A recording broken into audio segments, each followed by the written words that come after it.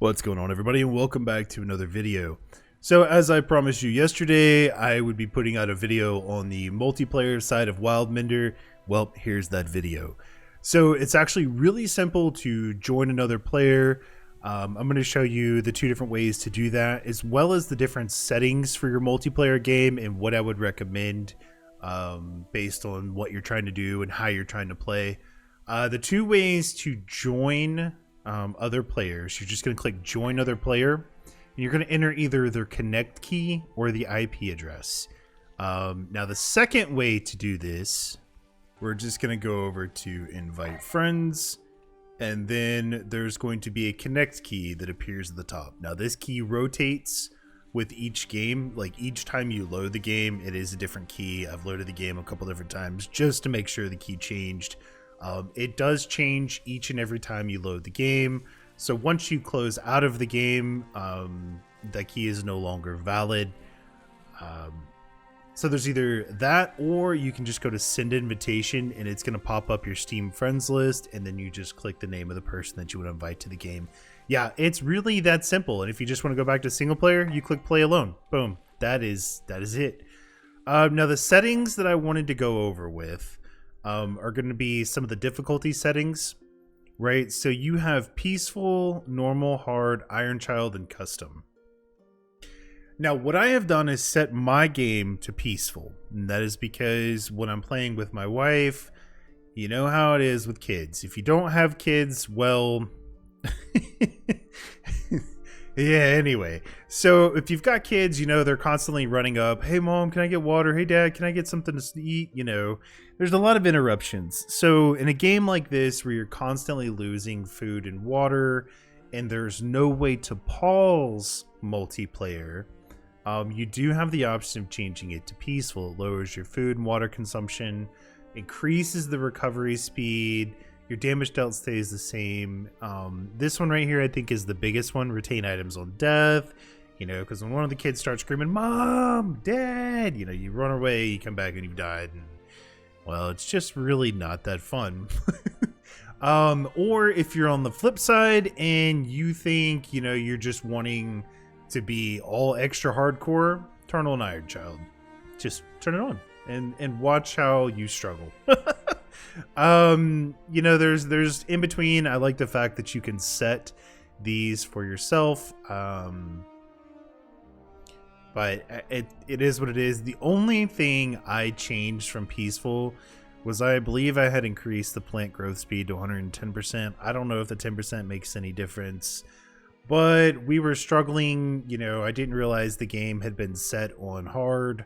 And so we just kind of just trying to give ourselves a little bit of extra help to get everything going again. But I think peaceful is a really good way to get in and learn the game. I can say so far that I have had a lot of fun. I will put up some footage of the multiplayer and kind of discuss how it plays together, but so far this has been a lot of fun. You know, I keep bringing up being able to play games with a significant other because I feel like there's a lot of games that really lack the ability to do that. I mean, I know there's a lot of games with multiplayer. I suppose what I'm talking about are games that are actually kind of like this, that are real peaceful, real chill, allows you to just mess around and have some fun, get up and walk away when you want, you know, like League of Legends, for instance. You can't really just get up and walk away. I mean, you can, but the game definitely continues to go on without you, right?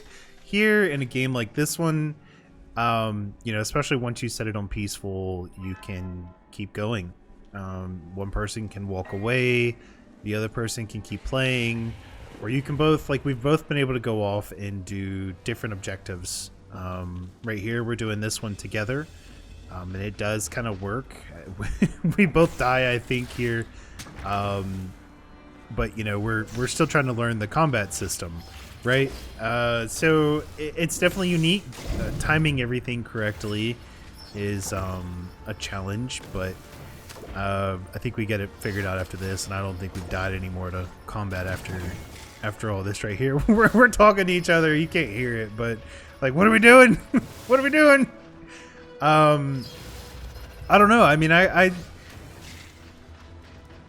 there is some simplicity and complexity to this game, and I'm trying to think if I would really recommend it as a couples game. I don't know yet. I mean, it's so far it seems, you know, fun. We're both having a lot of fun with it. Is it the same as It Takes Two? No. You know, or some of the other games that are similar to that? No, not quite. But it is fun so far, and I think, you know, it kind of scratches that more so sandbox itch. The thing that we were kind of talking about earlier, though, is the complexity of it, as in you need a recipe for dang near everything that you do, right? And so trying to find some of the stuff for the recipe, I don't know. Anyway, I don't want to go too much into it. I just wanted to kind of show, you know, how the multiplayer work together. It's just like any other game that has multiplayer. You know, everything works together. It's same time. It's not a turn-based. It's not anything else like that when it goes multiplayer. So, I will put out another video here shortly when I get some more time into the game on like my true thoughts of the game. To keep it short and sweet, though, I'm really liking it so far. So anyway, we're going to go ahead and close this video out. Y'all have a good afternoon. Take care, and I will see you on the next one.